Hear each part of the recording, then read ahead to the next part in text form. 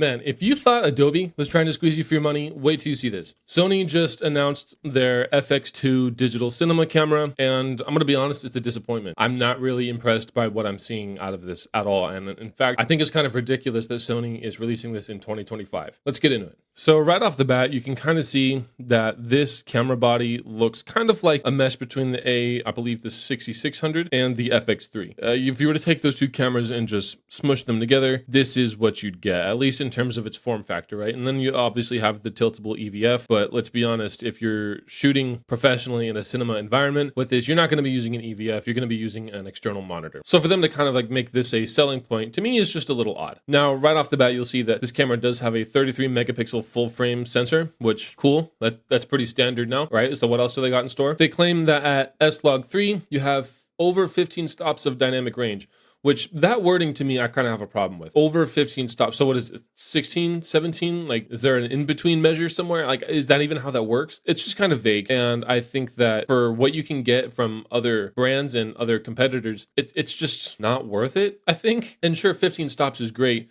but wait till we get to this. The highest specs that this camera can shoot at is 4K 60. In mid-2025, the highest that this camera that they're charging $2,700 before tax for is 4K 60. That's such an old standard. I don't understand why this isn't good. And then 1080p up to 120 FPS.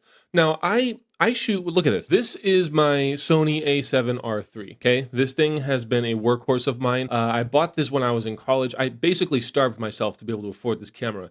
And the lens and the camera together with taxes and everything were $4,000. And I afforded that as a first-year college student, just working my ass off. And in terms of, now granted, this is the photo model of the camera, right? Because at the time I was really into photography and I was like, oh, well, it shoots 4K video, so it must be good. Not understanding, there's more to video than just that. But this also shoots 1080p video at 120 FPS. Now, granted, it's only 8-bit footage, but still, like I think this came out in 2017. I think the release date was maybe early 2018 because I got it early to mid 20. I think it was April when I received this, when I took delivery of it. This is pretty bad for a brand new camera, I think. Like, this shoots that, And then another thing is a dual base ISO of 800 and 4000, which that is cool. Like, and there's no denying that Sony is kind of like the low light king. Like these cameras can see in the dark. But to what degree do we really need that? You know what I mean? Is it possible to go with another brand, get a different camera for a different, probably lower price, not have as good low light capabilities, but have better features in other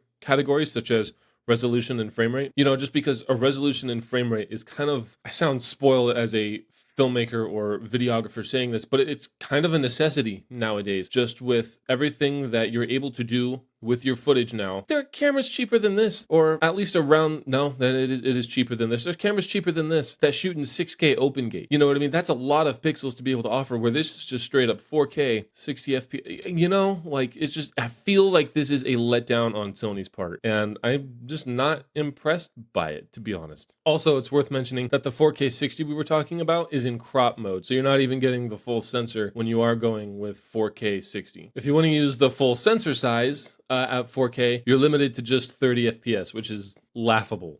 It's like, what is this camera? Now, granted, it's oversampled from 7K, or downsampled, I guess, but I don't need downscaled 7K footage in a 4K file, I don't need that. I would rather have that, even 6K footage by itself, for me to be able to move around and work with in post. 4K footage relative to what's available on the market doesn't do me any good. Now, that's not to say you can't use it. This is a usable camera, right? Don't put words in my mouth here. This is $2,700 though. And if you're gonna buy a brand new camera and have $2,700 to spend before taxes, there are other options out there that get you more feature-rich products, that get you more feature-rich cameras.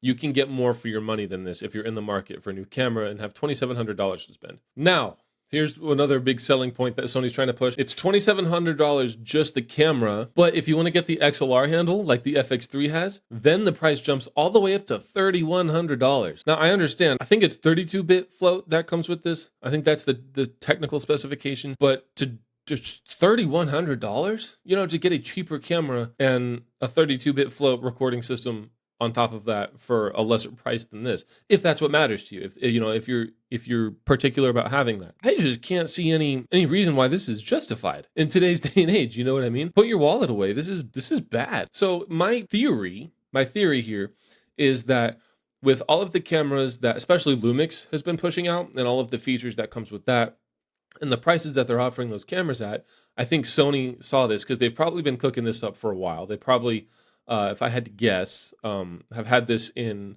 production for a little bit now, and are like, oh shoot, we need to drop this now if we're going to make any money off it, just because all these other camera retailers are pumping out their cameras and they have more features than this. We need to rely on our name, rely on our brand, sell this now, and make our money off it. And I think that within the next year, probably to year and a half, Sony's probably going to announce a more beefed up version of this, probably a bigger, more better feature rich version, and they're probably going to charge a lot more for it, knowing Sony, because Sony just likes to charge a lot. I think Sony has a reputation of overcharging for what they deliver on. I did not have that opinion at the time when I bought that, just because I didn't know anything when I bought that. I was like 18 when I bought that.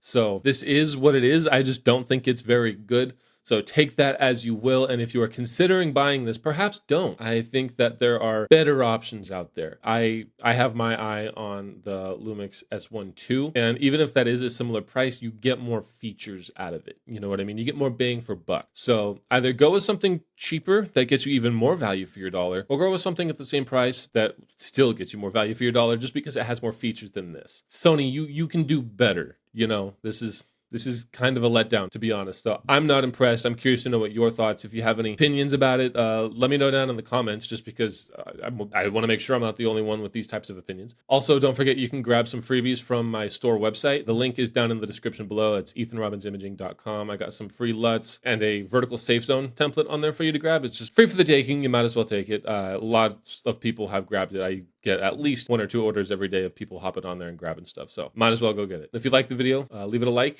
and subscribe to the channel if you haven't yet. And I'll see you in the next video. And again, thank you so much for watching.